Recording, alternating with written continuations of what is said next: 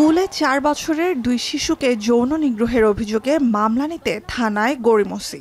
অতঃপর ১২ ঘণ্টা দেরিতে মধ্যরাতে মামলা দায়ের ও অভিযুক্তকে গ্রেপ্তার করে পুলিশ। এতে ক্ষোভ দানা বাঁধে ভারতের মহারাষ্ট্রের থানেতে। ন্যায় বিচারের দাবিতে মঙ্গলবার প্রথমে স্কুল প্রাঙ্গণে, পরে স্থানীয় রেল স্টেশনে জড়ো হন প্রায় ২,০০০ মানুষ। ক্ষোভের বিস্ফোরণে ১০ ঘণ্টা বন্ধ থাকে মুম্বাইয়ের কাছেই অবস্থিত বাদলাপুর স্টেশন। কিছু সময়ের জন্য রণক্ষেত্রে পরিণত হয় গোটা এলাকা। বিচ্ছিন্ন হয়ে পড়ে বাদলাপুরের সঙ্গে কেন্দ্রীয় রেল যোগাযোগ, ভাঙচুর চালানো হয় স্কুলে। এক পর্যায়ে পুলিশের সঙ্গে সংঘর্ষে জড়ান বিক্ষোভকারীরা। পরিস্থিতি নিয়ন্ত্রণে আটক করা হয় বেশ কয়েকজনকে।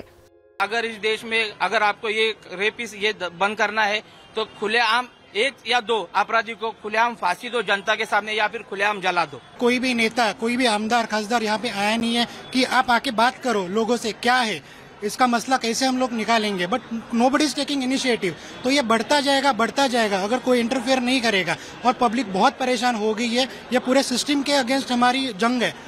মহারাষ্ট্রের এ ঘটনা এমন সময় ঘটল যখন পশ্চিমবঙ্গের কলকাতায় নারী চিকিৎসককে ধর্ষণ ও নির্মমভাবে হত্যার ঘটনায় ফুঁসছে গোটা ভারত। ভারতের রাজধানী নয়াদিল্লিতেও বুধবার ন্যায় বিচারের দাবিতে কর্মবিরতিতে সামিল হন সর্বভারতীয় চিকিৎসা বিজ্ঞান ইনস্টিটিউটের চিকিৎসকরা।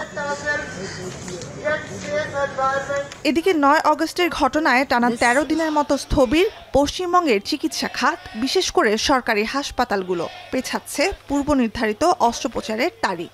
সুপ্রিম কোর্টের নির্দেশে আরজি কর মেডিকেল কলেজ ও হাসপাতালের নিরাপত্তার দায়িত্ব কেন্দ্রীয় বাহিনীর হাতে গেলেও স্বাস্থ্যসেবা খাতের মূল সমস্যাগুলো এখনো উপেক্ষিত। এমন অভিযোগে জরুরি সেবা বাদে কর্মবিরতিতে চিকিৎসকদের বড় একটি অংশ। দ্রুত বিচারের দাবিতে কর্তৃপক্ষকে চাপে রাখতে বুধবারও বিক্ষোভ সমাবেশের ডাক দেন চিকিৎসকরা। উত্তেজনার মধ্যেই মঙ্গলবার টানা ৬ষ্ঠ দিনের মতো সিবিআই অফিসে হাজিরা দিয়েছেন আরজি কর হাসপাতালের সাবেক অধ্যক্ষ সন্দীপ ঘোষ। আর্থিক দুর্নীতি সহ তার বিরুদ্ধে নানা অনিয়মের অভিযোগে চলছে জিজ্ঞাসাবাদ। প্রথম কথা, আমরা যে দাবি রেখেছিলাম, প্রথম দাবি ছিল আমাদের যাতে স্বচ্ছ বিচার, প্রকৃত অপরাধীদের ধরা যায় এবং তার ঠিকঠাক খুব দ্রুত শাস্তি হয়।